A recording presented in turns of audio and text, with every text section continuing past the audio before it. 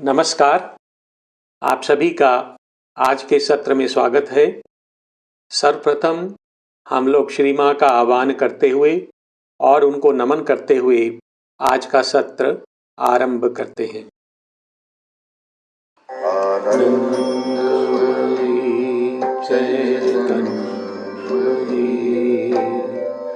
सत्यमयी परमे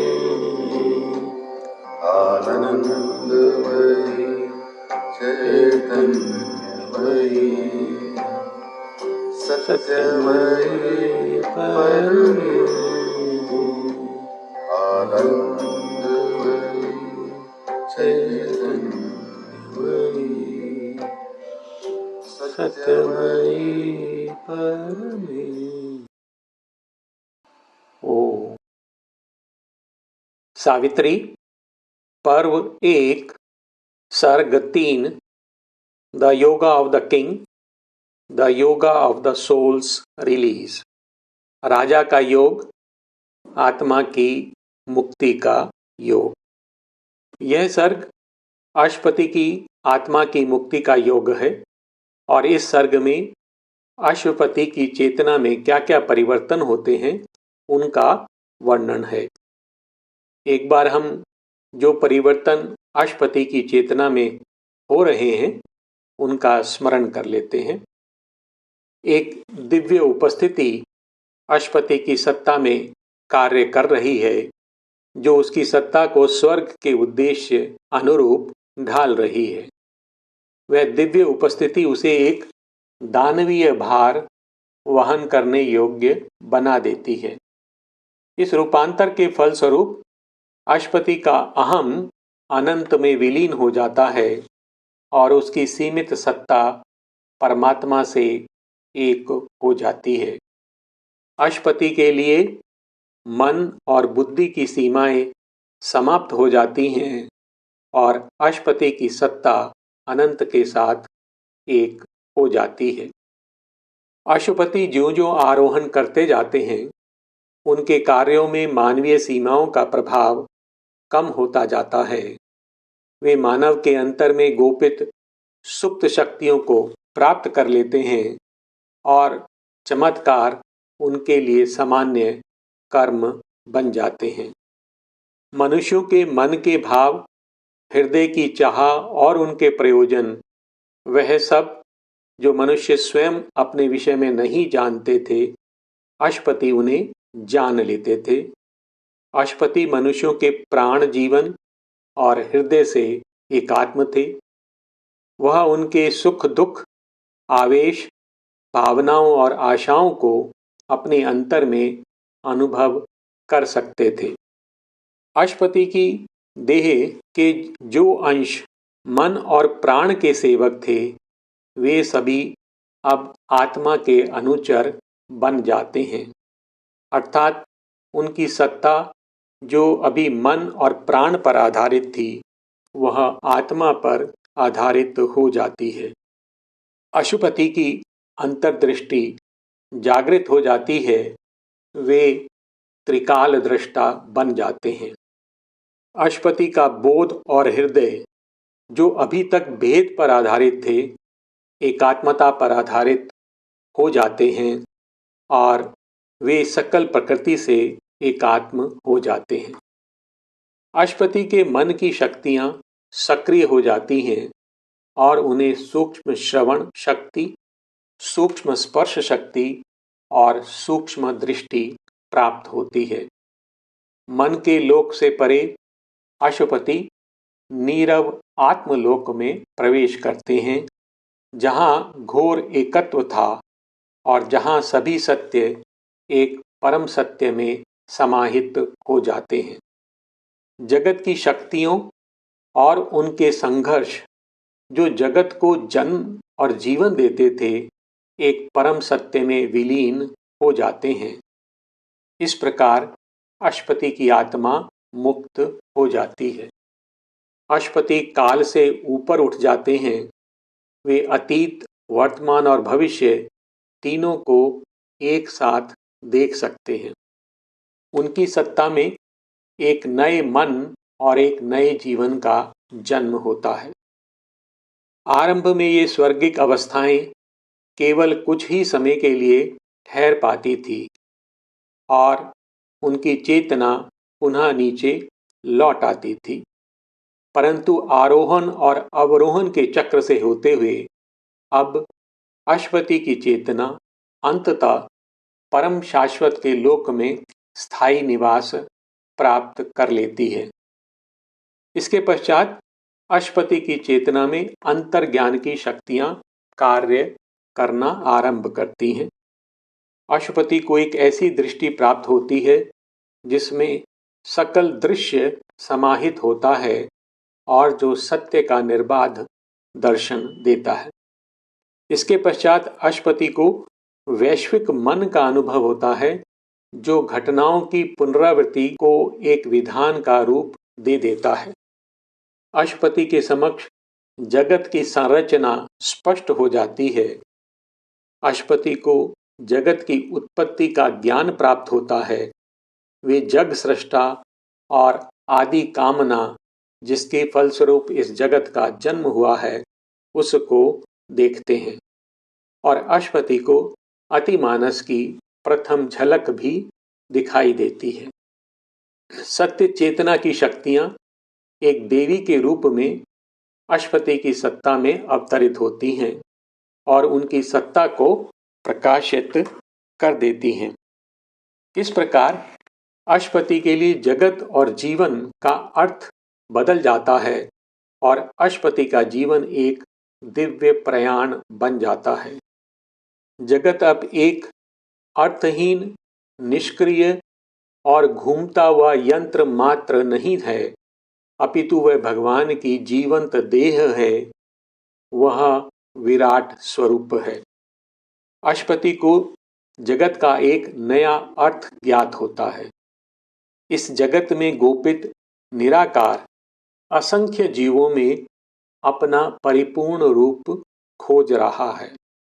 धरा का जीवन अब नीरस अथवा निरर्थक नहीं रहता, अपितु अश्वपति जगत के संघर्ष में एक देव को जन्म लेते हुए देखते हैं।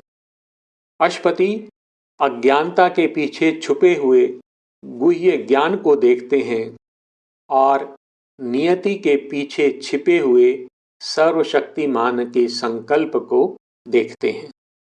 अश्वपति देखते हैं कि मनुष्य के अंतर में एक परम आनंदमयी प्रभु विराजमान है। यहाँ तक हम पिछली बार पढ़ चुके थे। आज हम लोग पृष्ठ क्रमांक 43 पर हैं और पंक्ति क्रमांक 18 पर। आज जो अंश हम पढ़ रहे हैं वह इस सर्ग का अंतिम अंश है और इस अंश में हम देखेंगे कि अश्वपति के लिए जगत का अर्थ बदल जाता है और अश्वपति की सत्ता शाश्वत सूर्य की किरणों से प्रकाशित प्रज्ञा के क्षेत्रों में विचरण करती है। इस सर्ग के अंत में श्री अरविंद हमें अश्वपति की आध्यात्मिक स्थिति, उनकी शक्तियों और उनके कार्य के विषय में भी बताते हैं। तो हम लोग पृष्ठ नंबर 43 पर हैं, पंक्ति नंबर 18 पर। यह जो पंक्तियां हमारे समक्ष हैं उसमें श्री अरविंद बता रहे हैं कि जो हमारे प्राण जीवन है वो साधारणतः अंध शक्ति द्वारा प्रेरित होता है। एक ऐसी शक्ति जो अज्ञानता पर आधारित है, परंतु जिसके पीछे प्रज्ञा छिपी हुई है, वह हमारे जीवन को संचालित करती है। परंतु अब अश्वपति की स्थिति इस प्रकार की है कि उनका जीवन प्रकाशित मार्ग पर, एक निश्चित मार्ग पर भगवान की ओर बढ़ रहा है। Once only registering the heavy tread of a blind power on human littleness, life now became a sure approach to God, existence a divine experiment, and cosmos the soul's opportunity। जो हमारा मानवीय जीवन है बहुत शुद्र है, उस पर एक अंध शक्ति भारी कदमों से चल रही है। परंतु अशपति का जो जीवन है वह परिवर्तित हो गया है और वह भगवान की ओर एक निश्चित पथ पर आगे बढ़ रहा है। Once only registering the heavy tread of a blind power on human littleness, life now became a sure approach to God. Existence a divine experiment. और जो जीवन है वह एक दिव्य प्रयोग बन गया है, अर्थात जीवन को एक नया अर्थ मिल गया है। And cosmos the souls opportunity, और यह जो ब्रह्मांड है वह आत्मा के लिए एक अवसर बन गया है। हमारी आत्मा जो अतिचेतन के क्षेत्र से आई है वह निश्चेतन में प्रवेश कर जाती है और वह वहाँ से विकास करती है, पुनः भगवान को पाने का प्रयास करती है। और यह जो एडवेंचर है सोल का, इस एडवेंचर को पूर्ण करने का यह ब्रह्मांड उसको एक अवसर प्रदान करता है, खेल का मैदान प्रदान करता है। तो अशपति के लिए यह जीवन का जो अर्थ है वह बदल जाता है। Once only registering the heavy tread of a blind power on human littleness, life now became a sure approach to God, existence a divine experiment, and cosmos the soul's opportunity. और अशपति के लिए इस जगत का अर्थ बदल जाता है। प्रकृति का जो श्रम है जो युगों युगों से चल रहा है वह किसी अक्षम और परतंत्र शक्ति की छटपटाहट नहीं रहता, अर्थात ऐसा प्रतीत नहीं होता कि यह जो प्रकृति का श्रम युगों युगों से चला आ रहा है वह कोई अक्षम शक्ति अथवा एक ऐसी शक्ति जो परतंत्र है, मुक्त होने के लिए छटपटा रही है। परंतु अब ऐसा प्रतीत होता है कि एक परम शक्ति धरा पर दिव्य जीवन को पाने का अभियान पूर्ण कर रही है, वह अपनी चाह को सिद्ध कर रही है। The word was a conception and a birth of spirit in matter into living forms, and nature bore the immortal in her womb that she might climb through him to eternal life. तो अशपति के लिए अब जगत की अवधारणा बदल जाती है। जगत अब कोई अर्थहीन दुर्घटना नहीं है, अपितु उसने परमात्मा को अपने गर्भ में धारण किया है। The word was a conception and a birth of spirit. तो उसने परमात्मा को गर्भ में धारण किया है, इन मैटर इनटू लिविंग फॉर्म्स, और वो वहां से विकसित होकर जड़ पदार्थ में जन्म ले रहा है और फिर वहां से जीवों के रूप में विकसित हो रहा है। The word was a conception and a birth of spirit in matter into living forms, and nature bore the immortal in her womb. और प्रकृति ने शाश्वत को अपने गर्भ में धारण किया है, किस लिए? That she might climb through him to eternal life, जिससे वह उसके द्वारा शाश्वत जीवन को अर्थात दिव्य जीवन को प्राप्त कर सके। अर्थात अशपति को इस जगती का अर्थ स्पष्ट हो जाता है कि यह जगत प्रकृति का एक अभियान है जो इस धरा पर दिव्य जीवन अथवा शाश्वत जीवन को प्राप्त करने का प्रयास कर रहा है। The word was a conception and a birth of spirit in matter into living forms, and nature bore the immortal in her womb that she might climb through him to eternal life. अशपति की स्थिति के विषय में है कि वो प्रज्ञा के क्षेत्रों में जो शाश्वत सूर्य की किरणों से प्रकाशित है उसमें विचरण कर रहे हैं। His being lay down in bright immobile peace and bath in wells of pure spiritual light। तो अशुपति की सत्ता अब उज्जवल और अचल शांति में विश्राम कर रही है। His being lay down in bright immobile peace and bath in wells of pure spiritual light। और वह शुद्ध आध्यात्मिक प्रकाश में स्नान कर रही है। His being lay down in bright immobile peace and bath in wells of pure spiritual light। It wander in wide fields of wisdom self, lit by the rays of an everlasting sun।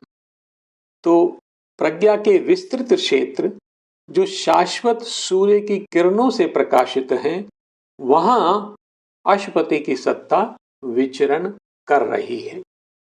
His being lay down in bright immobile peace and bath in wells of pure spiritual light, it wandered in wide fields of wisdom self, lit by the rays of an everlasting sun।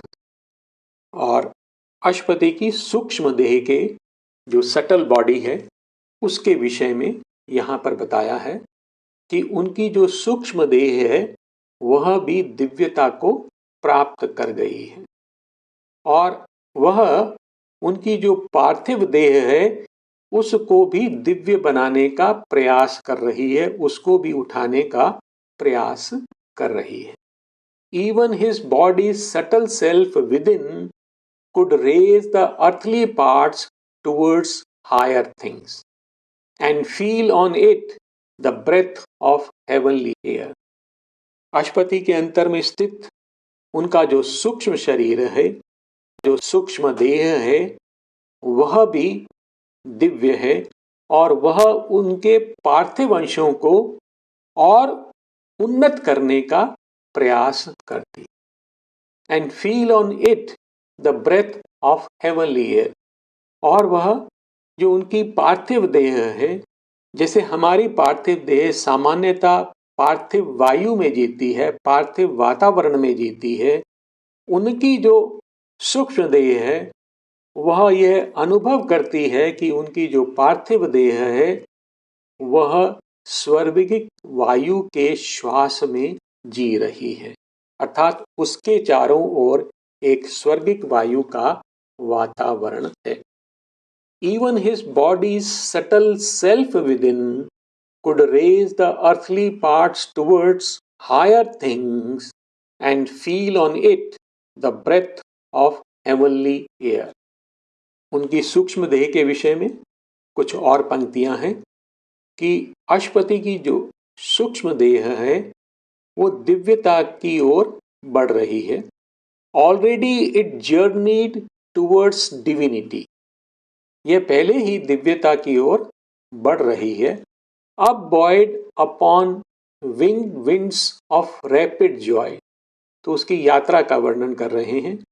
कैसी यात्रा है?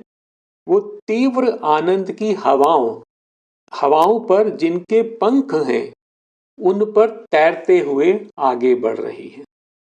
अर्थात तीव्र आनंद की जो हवाएं हैं वो उनकी जो सूक्ष्म देह है उसको उठाकर ले जा रहे हैं।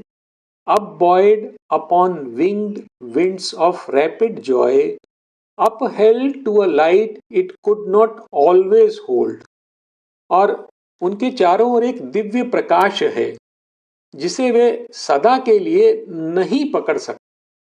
Upheld to a light it could not always hold, तो अभी वो जो सूक्ष्म देह है वह जो प्रकाश उनके समक्ष है उसको सदा के लिए पकड़ नहीं पाती है। It left minds distance from the truth supreme, और जो हमारा मन है वो अज्ञान का कारण होता है और चंद्रमा के समान हमारा जो मन है वो सूर्य के प्रकाश से प्रकाशित होता है, परंतु उसके पास आंशिक प्रकाश होता है। तो जो हमारा मन है वो सत्य से दूर होता है। परंतु यहाँ जो अशुपति की सूक्ष्म देह है, उसने जो मन और सत्य के बीच का जो अंतर है उसको पार कर लिया था, अर्थात उस पर अब मन का प्रभाव नहीं था। It left minds distance from the truth supreme, अर्थात वो अब मन की अज्ञानता की अपेक्षा सत्य के प्रकाश के समक्ष थी। And lost life's incapacity for bliss, हमारा जो प्राण है वो दिव्य और जो विशुद्ध आनंद है उसको सहने में असमर्थ है। परंतु अशुपति की जो सूक्ष्म देह है अब प्राण की इस अक्षमता को पार कर लेती है, अर्थात जो उनकी सूक्ष्म देह है उस पर जीवन का और मन का प्रभाव कम हो जाता है, समाप्त हो जाता है और वह सत्य के प्रकाश में आगे बढ़ती है। Already it journeyed towards divinity, upbuoyed upon winged wings of rapid joy, upheld to a light it could not always hold. It left mind's distance from the truth supreme and lost life's incapacity for bliss. All now suppressed in us began to emerge. तो वह सब जो हमारे अंदर दबा रहता है, वह सब शक्तियां जो हमारे अंदर गोपित हैं, वह अशुपति की सत्ता में उभरने लगती हैं। अशुपति की सत्ता में और हमारी सत्ता में कोई विशेष अंतर नहीं है। अशुपति ने जो कुछ आध्यात्मिक आरोहण में प्राप्त किया है वह सब हमारी सत्ता में गोपित है, अर्थात जो कुछ यह सिद्धियां अशुपति ने प्राप्त की हैं वह हमारी अपनी सत्ता के अंदर भी स्थित हैं, परंतु वे गोपित हैं। हम में और अशुपति के मध्य में एक विशेष अंतर है कि वे सभी संभावनाएं जो हमारी सत्ता में गोपित हैं और जिनके प्रति हम अनभिज्ञ हैं, अशुपति ने उन सभी को हस्तगत कर लिया है। All now suppressed in us began to emerge. तो वह सभी कुछ जो हमारे अंदर गोपित है वह अशुपति की सत्ता में प्रकट हो जाता है। तो यहाँ तक जो पंक्तियां थी वो हमें बता रही थी कि अशुपति की सत्ता में क्या क्या परिवर्तन हो रहे हैं, उन्होंने क्या क्या सिद्धियां प्राप्त की हैं। अब जो अंश हमारे समक्ष है ये इस सर्ग का अंतिम अंश है, जिसमें अशुपति की जो आध्यात्मिक स्थिति है, उनकी शक्तियां और जो उनका कार्य है उसके विषय में बताया गया है। एक प्रकार से संकेत भी है कि अशुपति ने इस धरा पर कौन सा कार्य करने के लिए जन्म लिया है। तो अशुपति की आध्यात्मिक स्थिति का वर्णन कर रहे हैं कि इस प्रकार से इस पूरी प्रक्रिया से होते हुए, योग से होते हुए जो अशुपति की आत्मा है वो अज्ञान से मुक्त हो जाती है और यह उसका प्रथम आध्यात्मिक परिवर्तन है। Thus came his soul's release from ignorance, his mind and body's first spiritual change. तो इस प्रकार अशुपति की आत्मा अज्ञान से मुक्त हो गई और यह उनके मन और देह का जो प्रथम आध्यात्मिक परिवर्तन है वह पूर्ण हो जाता है। Thus came his soul's release from ignorance, his mind and body's first spiritual change. देह और प्राण और मन की सीमाओं में बंधा हुआ मनुष्य अपने अंतर में स्थित शाश्वत तत्व के प्रति अनभिज्ञ रहता है और वह जगत में जो उपस्थित शक्तियां हैं, जो सत्ताएं हैं, उनको अलग अलग देखता है और वह अज्ञान में है। तो अज्ञानता का क्या अर्थ है कि मनुष्य जिसके अंदर वह शाश्वत तत्व विद्यमान है, जो उसकी आत्मा है, वह देह, प्राण और मन की सीमाओं में बंधी हुई है और मनुष्य अपनी चेतना में इस जगत को इस प्रकार से देखता है जैसे उसमें सभी शक्तियां और सत्ताएं अलग अलग हैं और यह उसके अज्ञान की स्थिति है। परंतु वह मनुष्य जो अपने अंतर में स्थित आत्मा के प्रति सचेत हो जाता है और सकल जगत को भगवान की ही अभिव्यक्ति जानता है, वह ज्ञान में स्थित है। तो अश्वती की सत्ता में यह परिवर्तन होते हैं। एक तो वह इस सत्य ज्ञान को प्राप्त करते हैं और दूसरा उनकी आत्मा जो देह, प्राण और मन की सीमाओं में बंधी हुई थी, जो अज्ञता में बंधी हुई थी, मुक्त हो जाती है। Thus came his soul's release from ignorance, his mind and body's first spiritual change। और अश्वती के अंतर में और उनके ऊर्ध्व में एक दिव्य प्रकाश स्थित था, अर्थात वो अपने हृदय में भी और अपने शीश के ऊपर दोनों ही स्थान पर एक भागवत ज्ञान को अनुभव करते थे। A wide God knowledge poured down from above। तो एक विशाल भागवत ज्ञान ऊपर से बरसता था। A new world knowledge broadened from within। और एक नया विश्व ज्ञान अंतर में मुखरित होता था, अर्थात उनको सत्य का ज्ञान ऊपर से प्राप्त होता था और जो जगत का ज्ञान है वह भी उनके अंतर में उदित होता था। A wide God knowledge poured down from above, a new word knowledge broadened from within। और इस प्रकार उनके जो सभी कार्य थे वो दिव्य प्रकाश से प्रेरित होते थे। His daily thoughts looked up to the true and one।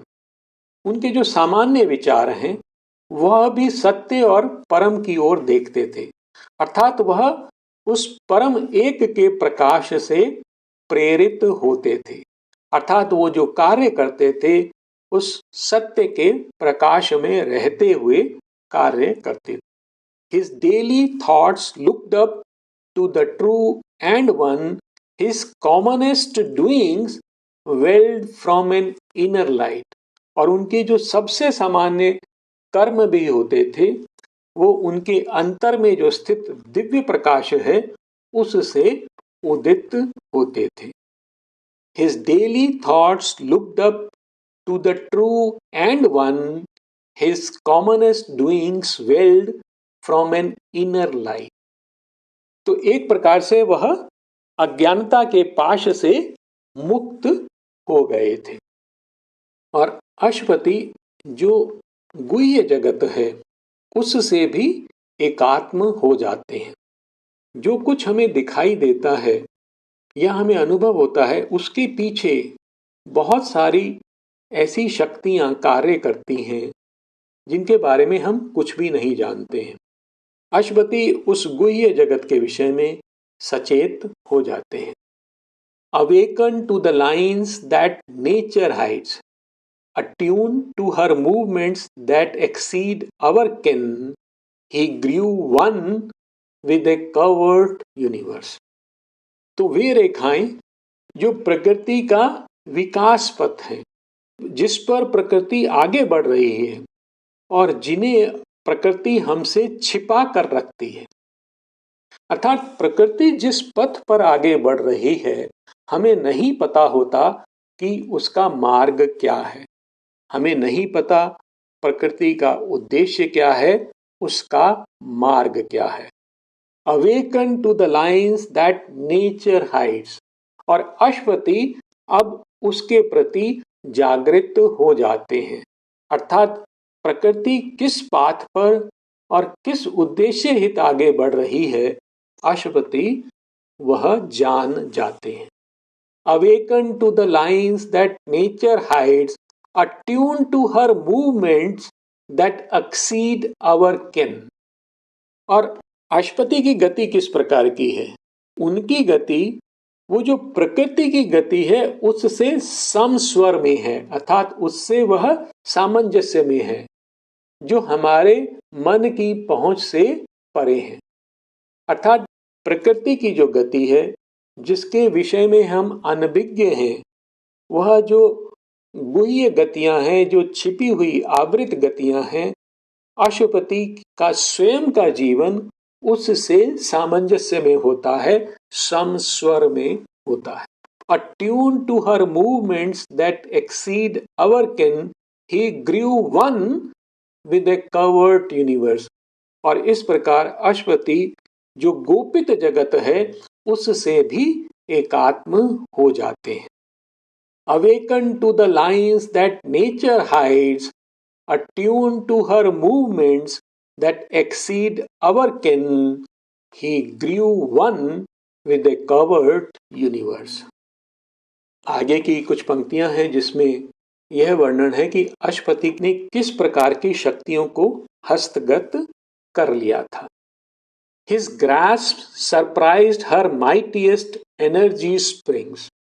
He spoke with the unknown guardians of the words, forms he described, our mortal eyes see not। तो अश्वति की शक्तियां किस प्रकार की हैं? His grasp surprised her mightiest energy spring। तो अश्वति की जो पकड़ है उसके कारण जो प्रकृति की सबसे शक्तिशाली शक्तियों के जो स्रोत हैं वह भी आश्चर्यचकित रह जाते हैं, क्योंकि आज तक किसी व्यक्ति ने उन शक्तियों को थामा नहीं है, पकड़ा नहीं है। तो अश्वति ने उन शक्तियों को हस्तगत किया है। His grasp surprised her mightiest energy springs. He spoke with the unknown guardians of the words। और जो अनेक लोक हैं उनके जो अज्ञात संरक्षक हैं, जो देव हैं जो उसकी रक्षा करते हैं, उन देवों से अश्वति वार्ता करते थे। He spoke with the unknown guardians of the words, forms he described, our mortal eyes see not। और वे उन रूपों को देख लेते थे जिन्हें हमारी नश्वर आंखें, अर्थात हमारी जो पार्थिव आंखें हैं, जो केवल भौतिक रूप को देख पाती हैं और उन रूपों को नहीं देख पाती, उनको अश्वति देख लेते थे। His grasp surprised her mightiest energy spring. He spoke with the unknown guardians of the words, forms he described, our mortal eyes see not। His wide eyes bodied viewless entities।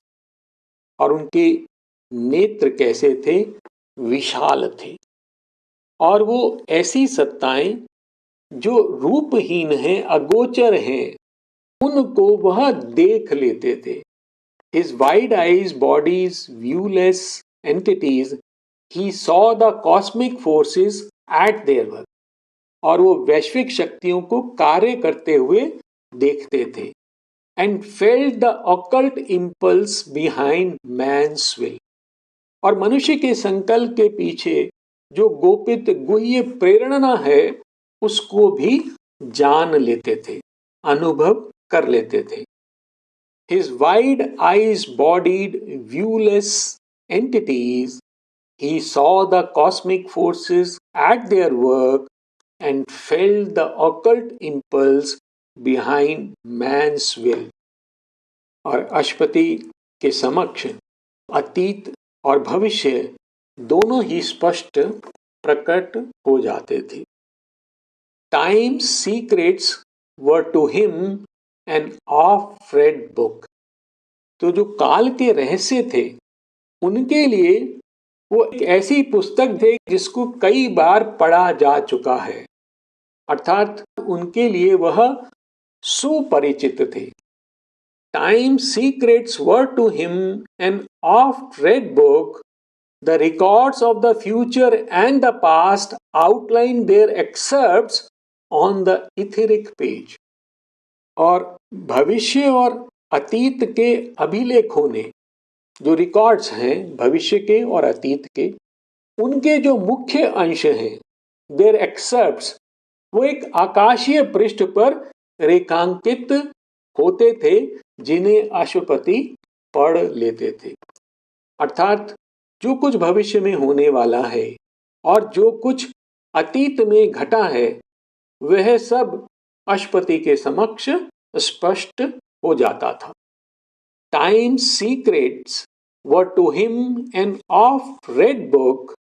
The records of the future and the past outlined their excerpts on the etheric page. और अश्वपति के जो कर्म थे वो किस प्रकार थे? वो ऐसे कर्म थे जैसे वह देवताओं के कर्म हों। One and harmonious by the maker's skill, the human in him paced with the divine. तो उनका जो कौशल था, वो जो निर्माता है, जो सृष्टा है, उसके कौशल से एकात्म था, समस्वर था। One and harmonious by the maker's skill, the human in him, जो उनके अंतर में स्थित मानवीय सत्ता थी, paced with the divine, वह देवों के समान गति करती थी। अर्थात उनका जो कर्म होता था, उनका जो जीवन था, वो इस प्रकार से कार्य करते थे जैसे वह एक देव हो। One and harmonious by the maker's skill, the human in him paced with the divine. His acts betrayed not the interior flame. और उनके अंतर में जो ज्योति स्थित थी, जो प्रकाश था, उनके कर्म उसके अनुरूप होते थे। वो अज्ञानता से नहीं, अपितु वह प्रकाश से प्रेरित होते थे। One and harmonious by the maker's skill, the human in him paced with the divine. His acts betrayed not the interior flame. This forced the greatness of his front to earth. तो इस प्रकार यह जो आध्यात्मिक शक्तियां अश्वपति को प्राप्त थी, उन्होंने धरा का सामना करने हित अश्वपति के व्यक्तित्व को महान बना दिया था। अर्थात अश्वपति इन सभी शक्तियों से सिद्ध थे और इस धरा पे अज्ञता का सामना करने के लिए, अंधकार की शक्तियों का सामना करने के लिए और उसके भाग्य को बदलने के लिए वह सिद्ध थे, तत्पर थे। This forced the greatness of his front to earth. और अश्वपति की सत्ता में, उनकी कोशिकाओं में एक देव स्थित था और उसके कर्म किस प्रकार से थे कि वो प्राण की जो सीमाएं हैं उससे परे आत्मा की विशालता में कार्य करते थे। ए genius heightened in his body sales, तो उनकी देह की कोशिकाओं में एक देव का उदय होता है।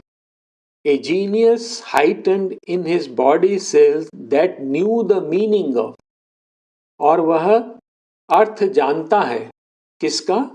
His fate has to works, उनके कार्य जो भाग्य से निर्धारित हैं।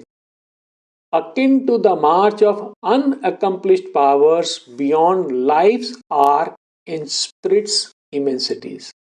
तो अश्वपति के कार्य कैसे हैं? वह दिव्य शक्तियों के प्रयाण के समान है। जैसे दिव्य शक्तियां कार्य कर रही हैं, जो जीवन की सीमाओं से परे आत्मा की विशालता में कार्य कर रही हैं। तो अश्वपति के जो कार्य थे, जो भाग्य द्वारा निर्धारित थे, अर्थात अश्वपति भी एक भाग्य से निर्धारित कार्य कर रहे थे और उनका जो कार्य था वो कैसा था? Akin to the march of unaccomplished powers, दिव्य शक्तियों के प्रयाण के समान था उनका कार्य। और जीवन की सीमाओं से परे, जो वो शक्तियां जीवन से परे आत्मा की विशालता में कार्य करती हैं, ऐसा ही उनका कार्य था। और ये कार्य कौन कर रहा था? उनकी देह में स्थित एक देव ऐसा कार्य कर रहा था. A genius heightened in his body cell that knew the meaning of his fate-hedged works, akin to the march of unaccomplished powers beyond life's arc in spirit's immensities. अशपति का जीवन कैसा था और वो क्या कार्य कर रहे थे? A part he lived in his mind's solitude, a demigod shaping the lives of men. अशपति एक देव के समान मनुष्यों के जीवन को आकार दे रहे थे, मनुष्यों के जीवन का रूपांतरण कर रहे थे और वह अपने मन के एकांत में जगत से अलग निवास करते थे. A part he lived in his mind's solitude, a demigod shaping the lives of men. One soul's ambition lifted up the race. और एक आत्मा के संकल्प ने मनुष्य जाति को ऊपर उठा दिया था. अर्थात उनके जन्म से, उनके कार्य से मनुष्य जाति ने एक नया चरण आगे रख दिया था, एक नया कदम आगे बढ़ा दिया था. One soul's ambition lifted up the race. एक आत्मा के संकल्प ने मनुष्य जाति को ऊपर उठा दिया. A power worked, but none knew whence it came. एक शक्ति कार्यरत थी, परंतु उनके चारों ओर जो भी मनुष्य उपस्थित थे वे नहीं जानते थे कि ये शक्ति कहाँ से आई है. एक दिव्यता उनके अंतर में कार्य कर रही थी. A power worked, but none knew whence it came. और जो सभी वैश्विक शक्तियां हैं वह उनके साथ सामंजस्य में कार्य कर रही थी और उनके जो कर्म हैं वो जगत का रूपांतरण कर रहे थे. The universal strength were linked with his. जो वैश्विक शक्तियां हैं उनकी शक्ति से सायुज्य में थी, अर्थात वह उन वैश्विक शक्तियों को हस्तगत कर उनके साथ अपना कार्य कर रहे थे. The universal strengths were linked with his, filling earth's smallness with their boundless breadth. और वो पृथ्वी की लघुता को अपने असीम विस्तार से भरते हुए he drew the energies that transmute an age. तो अशपति ने उन शक्तियों का उपयोग किया जो युग का रूपांतरण करती हैं, अर्थात वह वैश्विक शक्तियां जिनमें युग का रूपांतरण करने का सामर्थ्य है उनको अशपति ने हस्तगत किया और इस धरा पर उसकी लघुता में उनको उतार कर उनका प्रयोग किया. The universal strengths were linked with his, filling earth's smallness with their boundless breadth. He drew the energies that transmute an age. और इस प्रकार अशपति ने जो मनुष्य जाति के महान स्वप्न है और जो मनुष्य जाति की जो अभीप्सा है उनको एक सांचे में ढाल दिया. एक ऐसे सांचे में जो एक कांसे की मूर्ति के समान जो भविष्य के पड़ने वाले आघात हैं उनको सहने में सामर्थ्य रखता है. अर्थात अशुपति ने उन स्वप्नों को एक ऐसा रूप दे दिया जो अवश्यम भावी हो गए. Immeasurable by the common look, he made great dreams a mold for coming things and cast his deeds like bronze to front the ears. सामान्य दृष्टि के लिए असीम और महान स्वप्नों को उसने भविष्य का सांचा बना दिया. Immeasurable by the common look, he made great dreams a mold for coming things. उन्होंने उनको जो मनुष्य जाति के स्वप्न हैं, अभीप्साएं हैं, उनको एक सांचे का रूप दे दिया। And cast his deeds like bronze to front the years, और अपने कर्मों को काल के थपेड़ों का सामना करने के लिए कांसे की कृतियों में ढाल दिया। अर्थात उन्होंने एक ऐसा कार्य कर दिया जो अमिट था, जिसको काल भी आहत नहीं कर सकता था। Immeasurable by the common look, he made great dreams a mold for coming things and cast his deeds like bronze to front the ears. His walk through time outstripped the human stride. और काल के पथ पर उनकी जो गति थी वो मानव जाति के पगों से बहुत आगे थी। तो जिस गति से मनुष्य जाति बढ़ रही थी, उस मनुष्य जाति को पीछे छोड़ते हुए वो आगे बढ़ रहे थे, अर्थात वह उसके लिए आगे का मार्ग बना रहे थे। His walk through time outstripped the human stride, lonely his days and splendid like the sun. और उनका जीवन कैसा था, उनके दिवस कैसे थे, जैसे गगन में एक सूर्य है, एकाकी सूर्य जो अद्वितीय है, जिसके समान और कोई नहीं है, उसी प्रकार धरा पर एकाकी सूर्य के समान उनके दिवस उज्जवल थे। Lonely his days and splendid like the suns. तो यहाँ पर हमारा यह सर्ग समाप्त हो रहा है। इस सर्ग में हमने अश्वति की आत्मा की मुक्ति के योग का वर्णन जाना। यह जो योग है, यह चैत्य पुरुष के बोध से आरंभ होता है, और जब एक बार अंतर में चैत्य पुरुष से संपर्क हो जाता है तो उसके बाद चेतना तब तक विस्तारित होती रहती है जब तक आत्मा प्रकृति के बंधनों से मुक्त नहीं हो जाती है, और मनुष्य विश्व आत्मा और विश्व प्रकृति से एक नहीं हो जाता है। तो यह अश्वति के योग का पहला चरण है जो यहाँ पूर्ण होता है।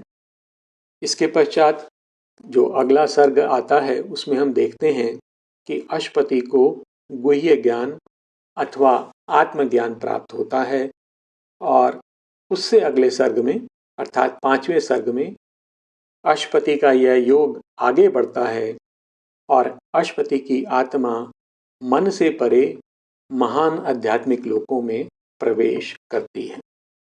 हम यह आज का सत्र इसको यहीं विराम देते हैं, और एक बार इसको पूर्ण करने से पूर्व हम लोग श्री माँ को नमन करते हुए शांति मंत्र के साथ उनको धन्यवाद देते हुए इस सत्र को विराम देते हैं।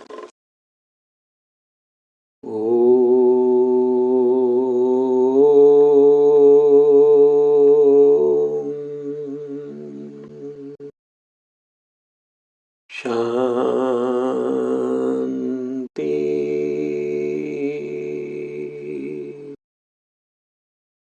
शांति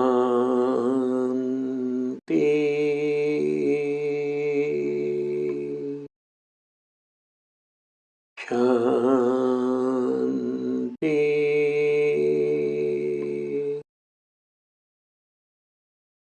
ओम।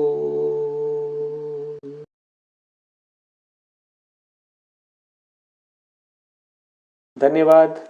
नमस्कार।